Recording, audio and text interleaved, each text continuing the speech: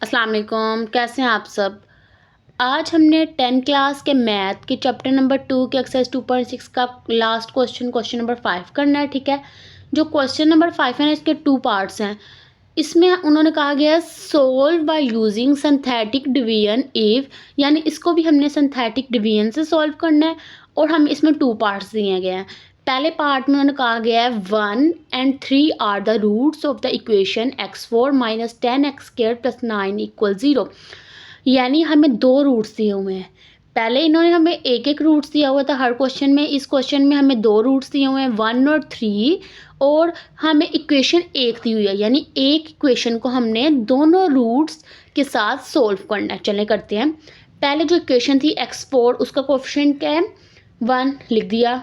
X की उसके x4 के बाद x³ आता है, x की पावर 3, तो वो नहीं है तो हम 0 लिख देंगे। x3 के बाद x2 आता है तो -10 है, उसकी लिख दी। उसके बाद x आता है, नहीं है तो 0 लिख दिया। और फिर कांस्टेंट टर्म 9 लिख दिया। ठीक है, इसके बाद अब हम इसको रूट्स के साथ करेंगे। पहला रूट है 1, 1 के साथ करते हैं। पहली वैल्यू आपको पता है एज इट इज़ वैसे की वैसे ही आती है। ठीक है, तो अब हम जो 1 है वो वैसे ही लिखेंगे। तो 1 1 ज़ा 1, 0 + 1 1 आ गया। 1 1 ज़ा 1, -10 + 1 -9, क्योंकि माइनस प्लस माइनस होता है और 10 में से 1 माइनस करें तो 9 आ जाएगा। और बड़ी वैल्यू के साथ हमेशा जो साइन होता है वो 7 आता है, तो माइनस है तो माइनस आ गया।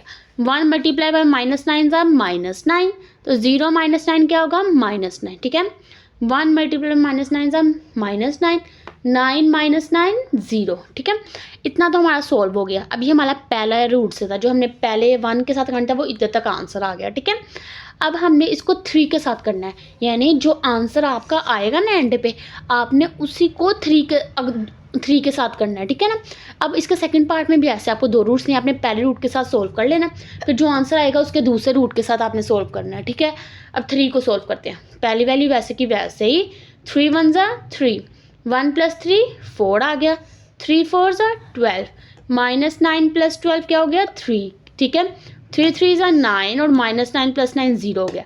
अब आपने इसका क्या करना है, इसके रूट्स हम और निकालते हैं। तो लास्ट वाली जो इक्वेशन बचती थी, आप उसको जो सा इक्वेशन बनाते थे ना, चले बनाते हैं। क्या बनेगा, x² + 4x + 3। ठीक है ना, लिख दिया मैंने, इक्वल टू 0। अब इसकी हमने करनी है फैक्टराइजेशन। चलें फैक्टराइजेशन करते हैं। आपको पता है अगर हम ऐसी वैल्यू इसको और इसके कोएफिशिएंट को मल्टीप्लाई करते हैं तो 3 आ गया। और सोल्व ऐसे करेंगे कि ये ऐसे दो पार्ट्स में मतलब ऐसे 2 पार्ट्स में हो कि प्लस माइनस करें तो 4 आए, मल्टीप्लाई करें तो 3 आए।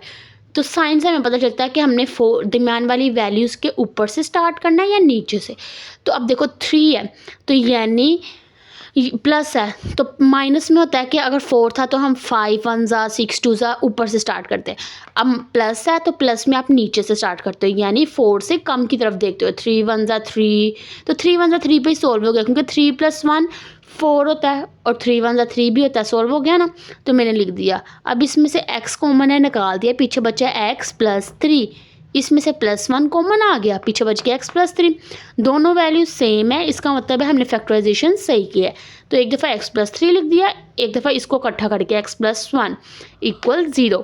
अब इन दोनों को आपने 0 के इक्वल अलग अलग रख देना। ठीक है, x + 3 = 0, x + 1 = 0। +3 उस साइड पे जाके क्या हो जाएगा, -3, और +1 उस साइड पे जाके क्या हो जाएगा, -1।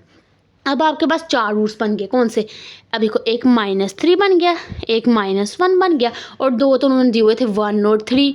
अब ये 4 हमारे पास आंसर आ गए रूट्स के। ठीक है, आपको इसमें कोई भी कन्फ्यूजन हो ना, तो आप जो है मुझसे पूछ सकते हैं। और जो सेकंड पार्ट है उसमें एक दफ़ा फिर से सेकंड पार्ट करते हैं ना हम लोग, तो आपकी जो कन्फ्यूजन है वो भी दूर हो जाएगी। चलें करते हैं। अब हमने इसका सेकंड पार्ट करना था। अब मैंने लिख दिया, सेकंड पार्ट है 3 and -4 are the roots of the equation x4 + 2x³ - 13x² - 14x + 24 = 0। यानी इसमें भी सेम वही है, बस ना हमें वैल्यूज चेंज दी है। पहले 1 और 2 था शायद, तो अब है 1 3 और -4। ठीक है ना, और इक्वेशन चेंज दी है। आपने वही इक्वेशन के कोफिशिएंट लिखने हैं। x4 का कोफिशिएंट क्या है, 1 लिख दिया है, x³ का 2, x² का -13, x का -14, और कांस्टेंट टर्म 24 लिख दी। अब पहला रूट हमारे पास 3 है, हमने लिख दिया। अब उससे हम इसकी सिंथेटिक डिवीजन करते हैं, ठीक है। पहली वैल्यू आपको पता है एज इट इज़ वैसे की वैसे ही आती है, 1 हमने उतार लिया, 3 1 ज़ा 3 आ गया। अब 3 + 2 5 आ गया, ठीक है। फिर से 3 5 ज़ा 15 आ गया। अब इसको सॉल्व करें तो -13 + 15 क्या हुआ 2, क्योंकि माइनस प्लस माइनस होता है और 15 में से 13 कट करें तो 2 बचा, 2 आ गया, ठीक है। 3 2 ज़ा 6 6 आ गया। अब आपने -14 + 6 करना है, यानी माइनस प्लस माइनस 14 में से 6 कट करें तो 8 बचा, ठीक है। अब हमने बड़ी वैल्यू के साथ जो साइन होता है वो भी आता है, तो माइनस है तो माइनस आ गया, ओके। 3 × -8 सा -24, तो 24 - 24 0 हो गया, ओके। अब हम इसका जो सा है दूसरे रूट से इसको सोल्व करते हैं, क्योंकि इतना तो हमारा आंसर आ गया, -4 है दूसरा रूट, उसी से हम इसको जो आंसर है उसको सोल्व करते हैं।